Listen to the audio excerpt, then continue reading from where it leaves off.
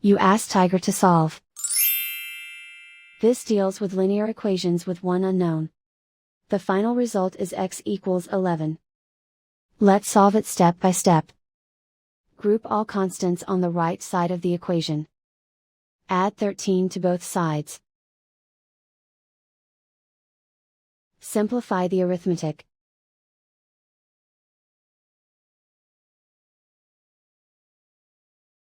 Isolate the x. Divide both sides by 7. Simplify the fraction. Find the greatest common factor of the numerator and denominator.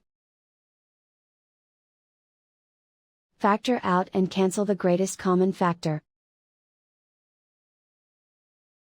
And so the final result is x equals 11.